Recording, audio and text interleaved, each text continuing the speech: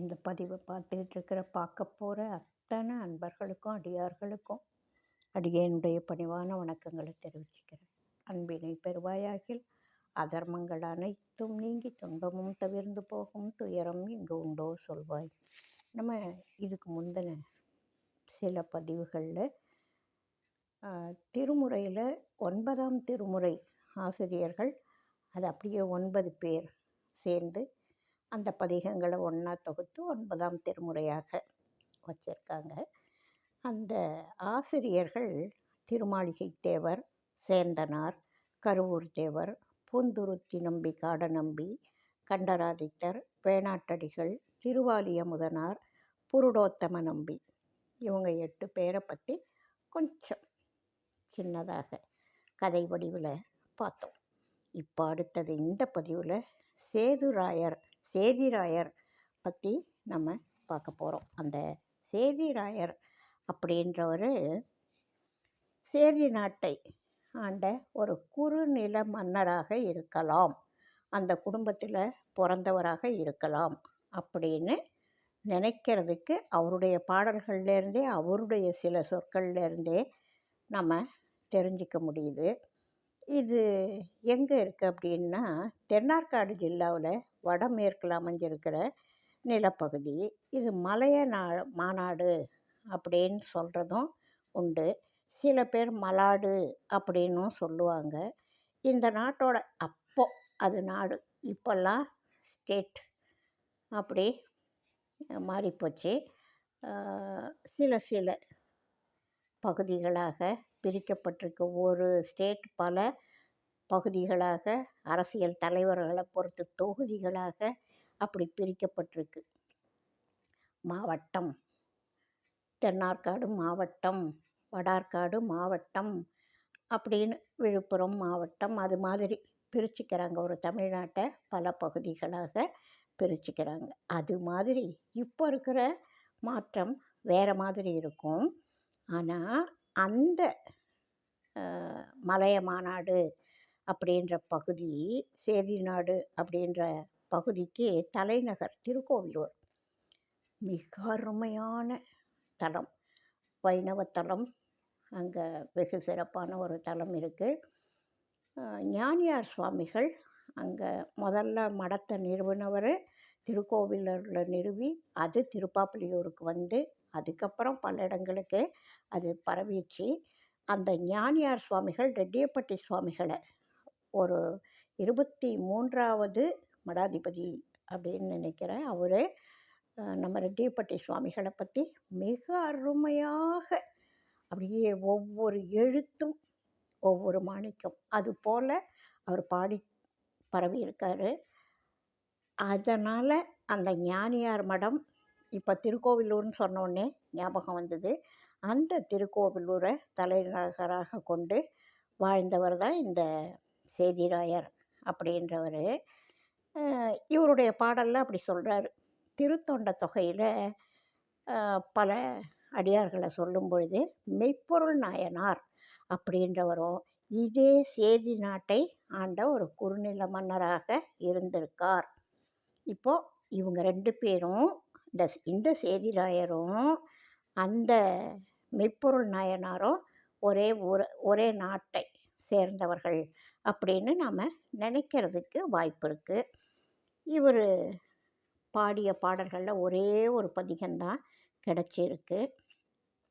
ஆனால் மிக அருமையான ஒரு, அதாவது அந்த உருக்கமான பாடல்கள் இருக்குது. அந்த மெய்ப்பொருளாம் இறைவனை சொல்லும்படியாக இவர் ரொம்ப அருமையாக கருத்தாழமிக்க பாடல்களாக பாடியிருக்கார். திருவிசைப்பா ஆசிரியரான சேதுராயர் அவர் பாடின பாடல்கள் திருவிசைப்பா பதிகத்தோட திருக்கடைக்காப்பு அப்படின்ற தலைப்பில் எழில் சேதிபர்கோன் அப்படின்னு அவரே தன்னைத்தானே சொல்லிக்கிறதுனால இதை நம்மால் ஓரளவுக்கு கண்டுபிடிக்க முடியுது. திருக்கோவிலூர்லேருந்து ஆண்ட குறுநில மன்னர் அப்படின்னும், இவர் செந்தமிழ் புலமை மிக்கவர் அப்படின்னும், அதே சமயம் நல்ல ஒரு சிவனடியார் அப்படின்றதும் நமக்கு இவருடைய பாடல்கள் மூலமாக தெரிய வருது. தில்லை கூத்தப்பெருமான காதலிச்ச தலைவி ஒருத்தி அந்த பெருமான காண்றதுக்கு ரொம்பவும் விரும்பி அந்த இறைவன், அதாவது தலைவன் தலைவியாக வச்சு அந்த தலைவனை அடையிறதுக்கு விரும்பி அந்த அடைய முடியல. அடையணும்னு விரும்புகிறா, ஆனால் அடைய முடியல. இளைத்து, அது பசலை நோய் வந்துடும்ல, அது போல் அதெல்லாம் அக இலக்கியங்களில் சொல்லப்படக்கூடிய ஒரு எல்லா பாடல்கள்லேயும் அகப்பாடல்களில் அதை சொல்லுவாங்க. தலைவனை பார்க்கலன்னா தலைவிக்கு பசலை நோய் வந்துடும், இளைச்சிடுவாங்க. அதனுடைய அடையாளங்கள்லாம் அந்த காதல் ஏக்கம் அதை அப்படியெல்லாம் பண்ணும். பெண்களுடைய மனசு அப்படி அப்படின்னு சொல்லி காமிப்பாங்க. அந்த முறைமையில் இவர் தன்னுடைய பதிகத்தை அமைச்சிருக்காரு. கா ரொம்பவும் கூத்தப்பெருமான காதலித்த தலைவி அவனை அடைய பெறாமையால் இழைத்து விம்மி விம்மி வெய்துயிர்த்து அழுதல் அஞ்சலை கூப்பி அவன் அணிந்த கொன்றை மாலையை, அதாவது அவனை தான் அடைய முடியல, அவன் அணிஞ்ச ஒரு பொருளையாவது நான் கையில் வாங்கி தொட்டு அணிஞ்சு பார்க்கணும் அப்படின்ற அந்த ஏக்கம் அந்த பாடலில் வெளிப்படுது.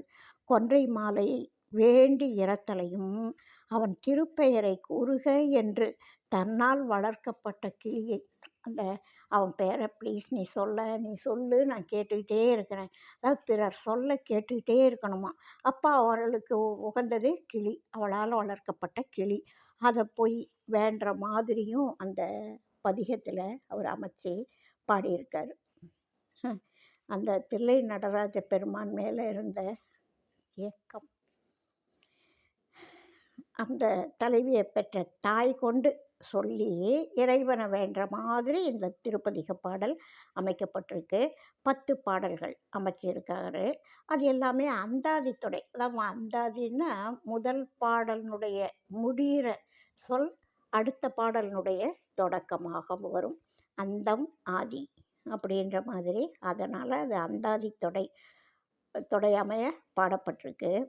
அவர் ஒரு பதிகத்தில் சொல்கிற அந்த வாசகம், அந்த தலைவி சொல்கிறார், அரவனே அன்று பன்றிப்பின் போகிய மறவனே அப்படின்னு சொல்லி அந்த தலைவி ஏங்குற மாதிரி, ஆண்டவனை அப்படி கூப்பிடுற மாதிரி, மறவனை அன்று பன்றிப்பின் சென்ற மாயனை நால்வர்க்கு ஆளின் கீழ் உரைத்த அரவனை அப்படின்னு சொல்லி சுந்தரர் பாடுற முறையில் இவரும் அந்த பதிகத்தில் அதே கருத்துப்பட சொல்லியிருக்கார். பன்றிப்பின் போகிய மறவனே அப்படின்னு சொல்கிறது சுந்தரருடைய பாடலை ஞாபகப்படுத்துகிற மாதிரி இருக்குது.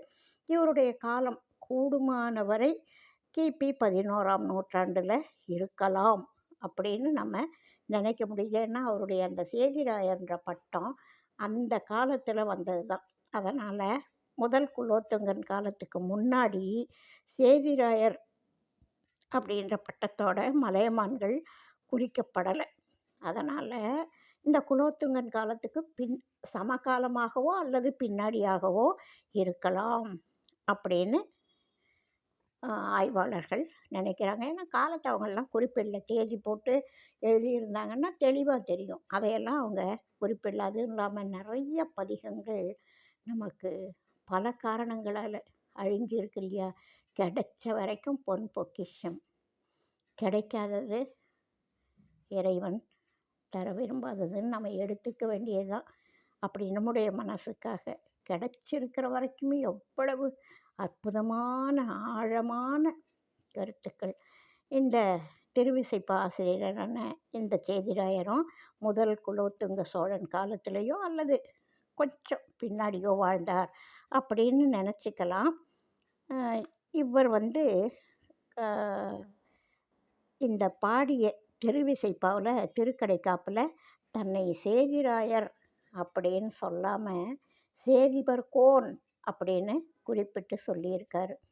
இவருடைய குலத்து முன்னோராகிய மெய்ப்பொருள் நாயனாரை சேதிபன் அப்படின்னு நம்பியாண்டார் நம்பி குறிப்பிட்டு போற்றியிருக்கார். அதனால் இவங்கெல்லாம் கிட்டத்தட்ட ஒரு பரம்பரை அந்த குடும்பத்தை சேர்ந்தவர்களாக இருக்கலாம் அப்படின்னு நம்ம நினைக்கிறோம். இதுக்கு மேலே அந்த ஒரு பதிகம் கிடைச்சிருக்கிறதுனால அதுக்கு மேலே அவருடைய வரலாறு கிடைக்க பெறலை. இப்போது கிடைச்ச வரைக்கும் நம்ம இந்த 9ஆம் திருமுறை ஆசிரியர்களை பார்த்தோம். அடுத்தது இவங்கெல்லாம் திருவிசைப்பா ஆசிரியர்கள். அடுத்தது திருப்பல்லாண்டு ஆசிரியரை நம்ம அடுத்த தலைப்பில் பார்க்கலாம், அடுத்த பதிவில் பார்க்கலாம்.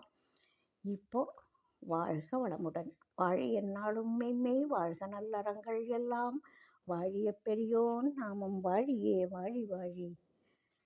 உங்களுக்கு இந்த மாதிரி நல்ல கதைகள்லாம் கேட்குறதுக்கு பிடிச்சிருக்கு அப்படின்னா முதல்ல சப்ஸ்கிரைப் பண்ணுங்கள், லைக் பண்ணுங்கள், உங்களுக்கு தெரிஞ்சவங்களுக்கு ஷேர் பண்ணுங்கள்.